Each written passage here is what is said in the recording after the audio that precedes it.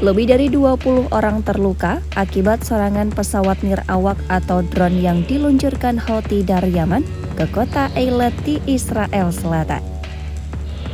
Serangan ini terjadi pada Rabu 24 September 2025.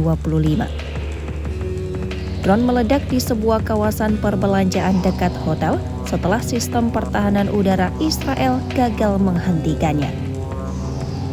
Menurut petugas medis, 2 orang dilaporkan dalam kondisi serius, korban berusia 60 tahun dan 26 tahun. Selain itu, ada seseorang berusia 30 tahun yang menderita luka sedang dan setidaknya 19 orang lainnya mengalami luka ringan akibat pecahan peluru dan puing-puing ledakan. Sebagian besar korban dievakuasi ke pusat medis Yoseftal di Eilat yang merupakan rumah sakit umum terkecil di Israel.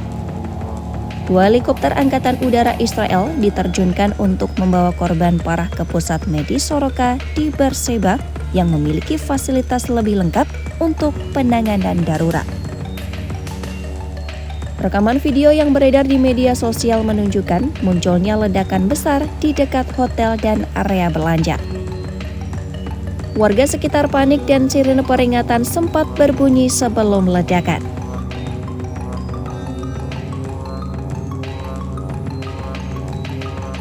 Militer Israel mengakui upaya pencegahan mengalami kegagalan.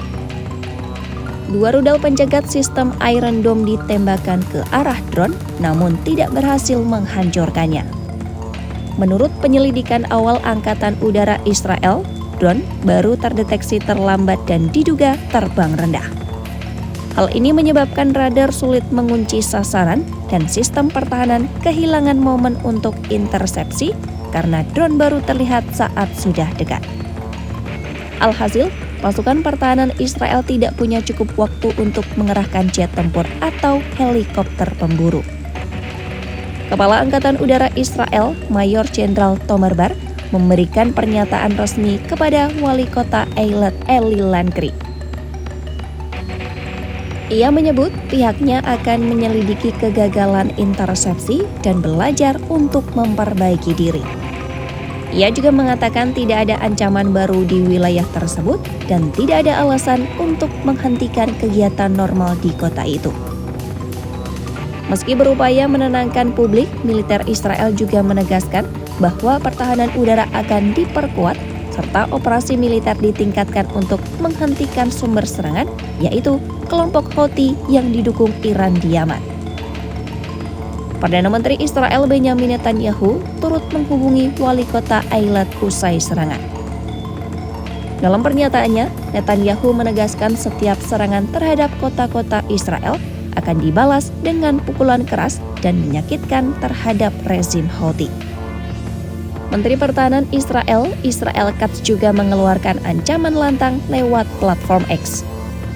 Ia menuliskan, siapapun yang menyakiti Israel akan disakiti 7 kali lipat. Senada dengan hal tersebut, militer Israel mengonfirmasi bahwa operasi pencarian dan penyelamatan telah dikerahkan di area serangan.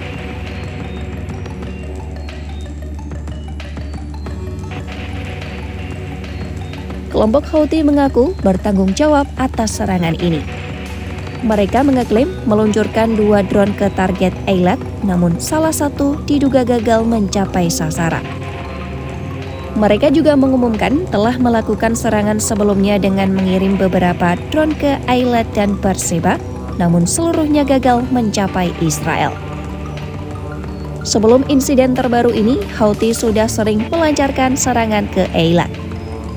Pekan lalu, sebuah drone Houthi menabrak pintu masuk hotel di kota resor itu, menyebabkan kerusakan tanpa menimbulkan korban jiwa. Bulan lalu, Bandara Ramon di luar Eilat juga menjadi sasaran drone Houthi, mengakibatkan kerusakan dan melukai 1 orang. Penyelidikan kala itu mengungkap terjadinya kesalahan manusia dalam klasifikasi ancaman.